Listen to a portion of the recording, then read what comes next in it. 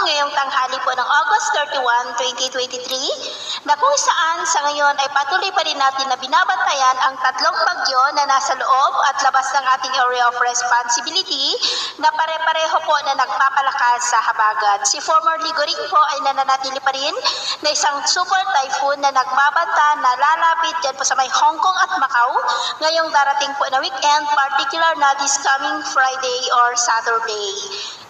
Si Bagyong Hana naman ay napanatili niya ang lakas ng hangin na maabot po hanggang sa 95 kilometers per hour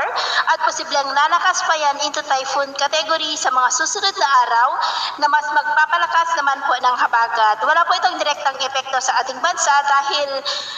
malayo po about 1,060 kilometer east away of Basco, Batanes at kumikilos po ito pa-west, northwestward sa bilis na 10 kilometers per hour. Posibleng sa linggo pa po ito makakalabas sa ating area of responsibility dahil nagbago po ang track nito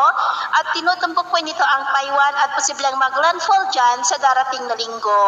At ang bagyo naman na nasa labas ng ating PAR sa silangang bahagi ay makas at binigyan na ng international name na Kirogi at kikilos po iyan pataas. At ito naman ay pinapakita ng forecast model natin pong ginagamit hanggang sa susunod na 2 linggo. At sa lagay po ng ating panahon dahil po sa habagat ay buulap ang kalangitan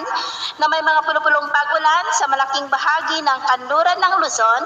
mula po dyan sa ilang bahagi ng extreme northern Luzon, Ilocos Region, Cordillera, Central Luzon, lalo na po sa western section,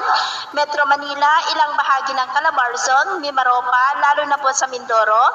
ilang bahagi ng Western Visayas at ilang bahagi ng Zamboanga Peninsula. At sa susunod po ng mga oras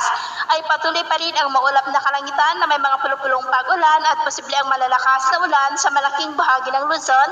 lalo na po sa Ilocos Region, Central Luzon, Metro Manila, Mindoro Provinces and nearby areas. Kaya mag-ingat po tayo dahil posible pa rin ang mga banta po